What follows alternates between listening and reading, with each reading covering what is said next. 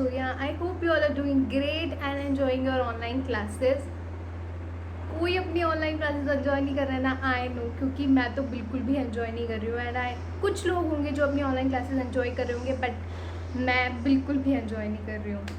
सो सब कुछ online online online हो रहा है। तो आज का वीडियो बहुत ज़्यादा हेल्पफुल होने वाला है। जो लोग ऑनलाइन एडमिशन लेने वाले हैं या फिर फ्यूचर में एडमिशन लेंगे ऑफलाइन, तो उन सब के लिए वीडियो बहुत ज़्यादा हेल्पफुल होने वाला है। इतने सारे डीएम्स आए थे, दीदी ऑनलाइन एडमिशन, काउंसलिंग, एंट्रेंस कब होगा एंड मैनी मोर क्वेश्चंस। सो इस वीडियो में हम आपके सारे क्वेश्चंस के आंसर्स दे देंगे, और ये वीडियो में हमने ऑनलाइन एंड ऑफलाइन दोनों ही प्रोसेस एक्सप्लेन करे हैं। So without any further do, let's dive into the video.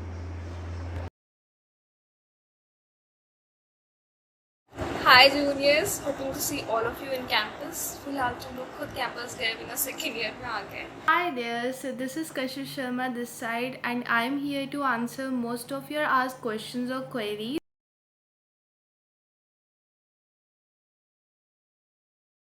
There is a registration form which is given by the university every year, so you have to fill that registration form.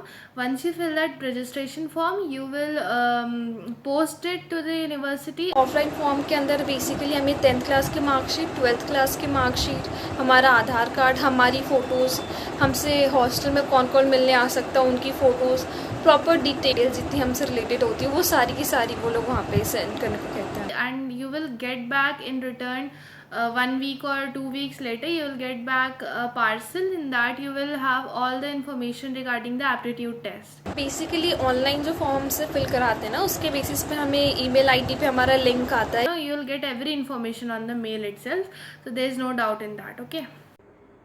तो देखो, offline process में क्या होता है, सबसे पहले आपको बनस्थली की साइट पर जाना होता है, फिर वहाँ पर ऑनलाइन फॉर्म फिल करने होते हैं। आप जिस भी कोर्स में एडमिशन ले रहे हैं, BTech, BBA, BCA, any course, उसको भर दो। फिर उसमें जो आपने ईमेल आईडी डाली है वो डालो, सारी डिटेल्स फिल कर दो, उसके बाद उसको सबमिट कर दो। फिर वो फॉर्म वेरीफाई हो जाएगा, आपकी ईमेल आईडी पे बता देगा कि आपका एडमिशन फॉर्म भर चुका है या आगे का जो भी प्रोसेस होगा। फिर क्या होगा, 4-5 दिन बाद बनस्थली से एक रिटर्न फॉर्म आता है। उस रिटर्न फॉर्म को आपको भरना होता है, पूरा फिलअप करना होता है अच्छे से, फिर उसको वापस बनस्थली को पोस्ट करना होता है, ठीक है। उसके बाद आपको एक बुकलेट मिलती है, एक बुक आती है बनस्थली से, फिर वो आपको बुक मिलेगी। आप उस बुक को अच्छे से रीड करो, कुछ नहीं मतलब बनस्थली के बारे में बताया होता है उस बुक में। फिर कुछ टाइम बाद आपका जब एंट्रेंस एग्ज़ाम होगा, उससे कुछ दिन पहले आपका एडमिट कार्ड आ जाता है। फिर एडमिट कार्ड आएगा आपका, जहाँ पे भी सेंटर पड़ा होता है, आप वहाँ जाके अपना एग्ज़ाम दे सकते हो। आप वहाँ जाके एग्ज़ाम दो, उसके बाद आपका उसी मेल पे आपको बता दिया जाएगा कि आपका एडमिशन हो गया या नहीं।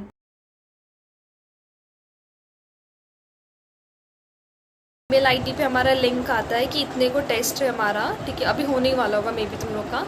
So this is to be given at your homes only, so you can give this test, but this test has also AI protocolated system, so this means that you cannot cheat or use unfair means. Camera on करा लेते हमसे, net का connection proper रखना, because मेरे time में क्या हो गया था, नेट ऑफ हो गया था, तो फिर वापस से मुझे सब कुछ स्टार्ट करना पड़ा था। माइक्रोफोन ऑन रखना, चीटिंग करने का बिल्कुल भी मत सोचना कि वो स्कैन करते रहते वार्निंग दे देंगे फिर तुम्हें। You have to take care of your posture first thing, and secondly you have to take care that you don't use any unfair means while giving this test, because it can lead to your disqualification. Prevent that you sit in a dull room, or there should be light in your room so that the webcam is easily able to identify your personality or whatever you can be identified by the administrator. So this is all about the precautions and aptitude test. So last year it was about 180 marks. तो उसके अंदर हमसे physics, chemistry, math के questions पूछते हैं और reasoning और English के क्वेश्चन पूछते हैं। क्वेश्चंस बहुत इजी होते हैं, और रीजनिंग के क्वेश्चंस मतलब अगर तुम लोगों ने NTSC ओलंपियाड की प्रिपरेशन, क्योंकि उसके सिमिलर ही होते हैं, उन पर कुछ से ईजी होते हैं थोड़े से। और this year it has turned out to be 100 as per the online sources I have seen. So in that also you can get every information of the aptitude test in the post you will receive from Vanस्थली. So there is no issue in that कि दी क्या मतलब कैसे मतलब समझ नहीं आ रहा क्या करें क्या ना करें या कितने मार्क्स का क्या होगा, सब समझ आ जाएगा, ठीक है। Difficulty level of aptitude test is like moderate, not so easy and not so difficult. See, I would suggest that you have to prepare yourself well. If you are prepared well, then everything will seem easy. Once you give the aptitude test, the result will come in a week or two, not more than that. In a week, you will get your results by mail. So, based on that result, you will receive a rank, all India rank of Vanasthali aptitude test. So, on that rank, you will be eligible for your branches. Okay, so aptitude test, मेरा aptitude test तो 2019 में हुआ था, तो वो offline ही था।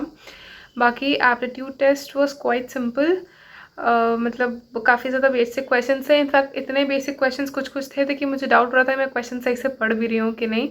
तो काफ़ी क्वेश्चंस का क्वांटिटी बहुत ज़्यादा थी, मतलब नंबर्स बहुत ज़्यादा थे क्वेश्चंस के, बट टाइम लिमिट उस हिसाब से कम था। मतलब मेरे अकॉर्डिंग ये था कि हमें 3 आवर्स मिल रहे हैं पेपर करने के लिए, बट एक्चुअली हमें शायद, जहाँ तक मुझे याद है, कि हमें 2.5 आवर्स मिले थे। और 2.5 आवर्स के बाद हमसे पेपर ले लिया गया था और एक और दूसरा पेपर दिया था जिसमें हमें कुछ quality and skills like soft skills develop करने के लिए उस पर टेस्ट था। तो वो थोड़ा सा टाइम मैनेजमेंट थोड़ा प्रॉब्लम किया था। तो बस मेरी तरफ से यही टिप है कि थोड़ा टाइम मैनेज करो अच्छे से, और मतलब try to attempt more number of questions and आराम से हो जाएगा। बाकी एज सच कोई रूल्स रेगुलेशंस तो हमें नहीं दिए गए थे एग्ज़ाम के लिए। वही एक बहुत ही क्राउडेड सा सेंटर था, वहाँ पे बहुत सारे बच्चे थे, बिकॉज आई गेस बहुत सारे बच्चे एग्ज़ाम्स दे रहे थे उस टाइम पे। और काफ़ी मतलब लाइक कुछ ज़्यादा से स्ट्रिक्ट रूल्स नहीं थे वहाँ पे। मतलब मैंने तो काफ़ी बच्चों को चीटिंग करते हुए बहुत ज़्यादा देखा था। और लाइक जून की गर्मी थी, तो एक प्रो टिप, प्लीज़ पानी लेके जाना, बहुत ज़्यादा गर्मी थी वहाँ पे पेपर के टाइम पे। बाकी तो इट वाज फाइन, पेपर बहुत आसानी से हो गया था। बस बेसिक्स ब्रश अप करके जाओ जितने भी बोर्ड्स के लिए है। आई डोंट थिंक कि जेई की कोई प्रिपरेशन टाइप के क्वेश्चंस ऐसे बिल्कुल भी थे उसमें। बहुत ही बेसिक क्वेश्चंस थे, जनरल नॉलेज टाइप के। और आई गेस 3 सेक्शंस थे उसमें, फिजिक्स, केमिस्ट्री, मैथ्स। और आई गेस जो बायोलॉजी कर रहे थे बच्चे, उनके लिए बायोलॉजी वाला पार्ट भी करना कंपल्सरी था। एंड एक मेंटल एबिलिटी का पार्ट था। और वही 2.5 आवर्स के बाद हमें एक और पेपर मिला था जिसमें हमारी सॉफ्ट स्किल्स जज हुई थी। And that's it.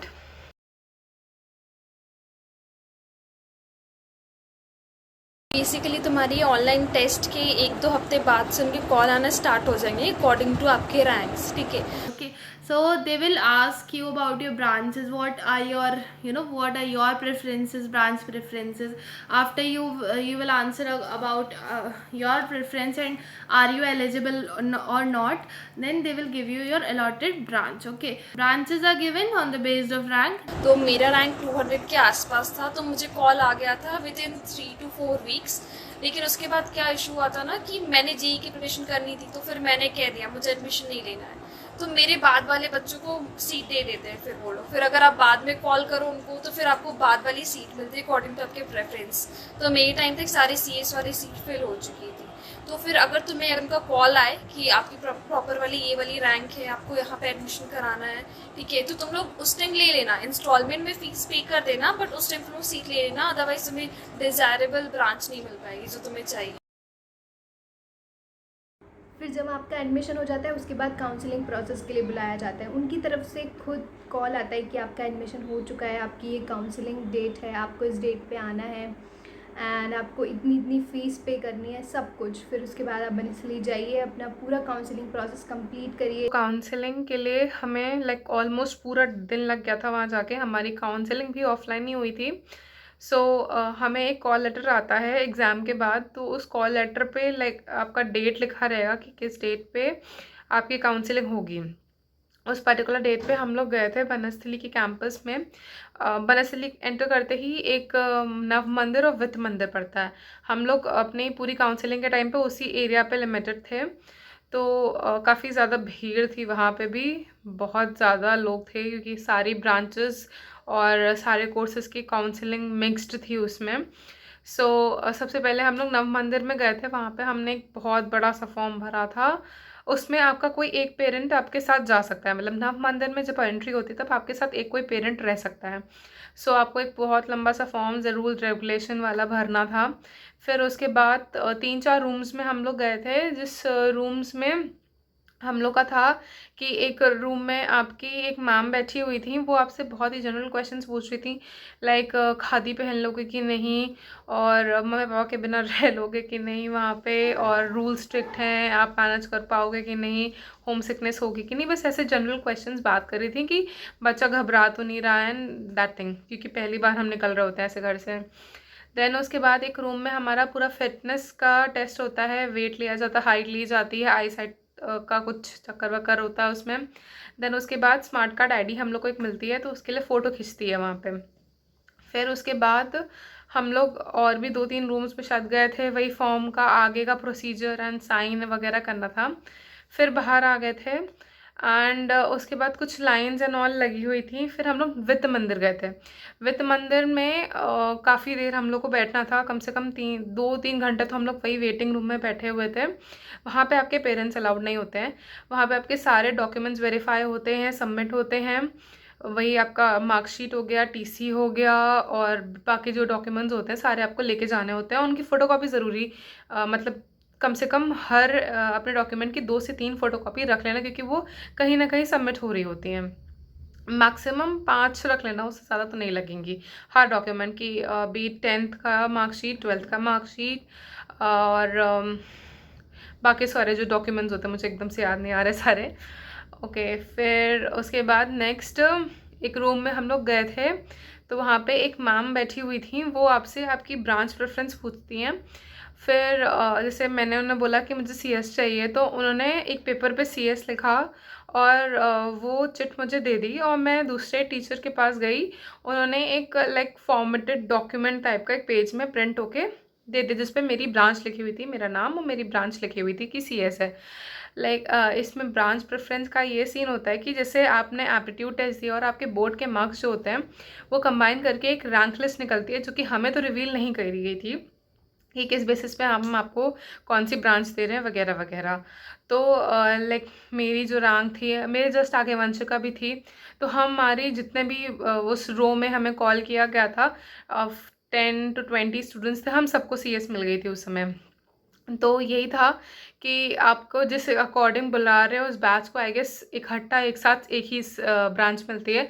वो अलग बात है कि किसी को सीएस मिल रही है और उन्हें ईसी लेनी है या मेकाट्रॉनिक्स लेनी है, तो वो उन पे डिपेंड करता है, वो आप वो भी ले सकते हो। और अगर सीट्स नहीं अवेलेबल होती हैं या आपको नहीं मिल सकता है आपके रैंक के अकॉर्डिंग वो ब्रांच, तो वो नहीं देते हैं। मतलब इतना ज़्यादा फोर्स आप करोगे फिर भी वो मना कर देंगे, वो ब्रांच के अकॉर्डिंग ही सब कुछ एडजस्ट होता है, आपके रैंक के अकॉर्डिंग, सॉरी। फिर उसके बाद हमें जब ब्रांच अलॉट हो गई थी, हमें वो पेपर मिल गया। फिर हम लोग वापस से नव मंदिर गए थे। अब इसमें फिर से पेरेंट्स जाना अलाउड है, मतलब एक पेरेंट को ही। फिर उसके बाद ऊपर एक मतलब अकाउंट टाइप का है, वहाँ पे हमें अपनी पूरी फ़ीस सबमिट करनी थी। कुछ इंस्टॉलमेंट मुझे एग्जैक्टली याद नहीं क्या था, वो हमें पे करना था अमाउंट, और उसके बाद हमें कुछ डॉक्यूमेंट्स मिल गए थे एंड उसके बाद हम आ गए थे, बस इतना था।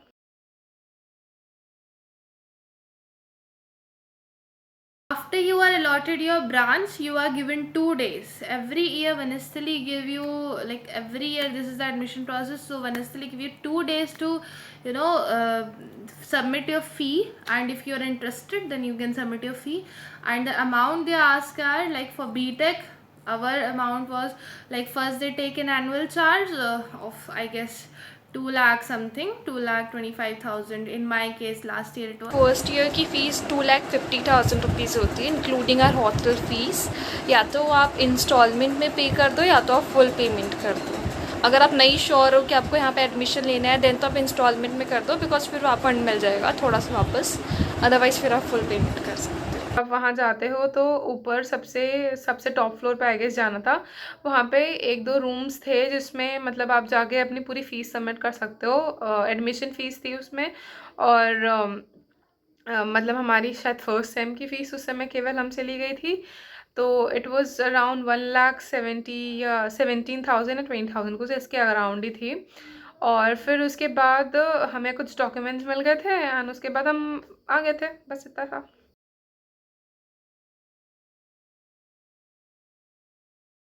प्रोसेस कंप्लीट होने के बाद हमारा ओरिएंटेशन प्रोग्राम होता है 4 दिन का। उसके अंदर हमें प्रॉपर सारी चीज़ें बताते हैं, कौन कौन से डांस होते हैं बनस्थली में, कौन कौन से लैंग्वेजेस सिखाते हैं, कौन कौन से प्रोग्राम होते हैं, अप्पाजी फेस्ट, ऑलमोस्ट सब चीज़ें वो देते हैं। I mean proper virtual tour हो जाता है कि एक तरीके से कि क्या क्या होता है वहाँ पे।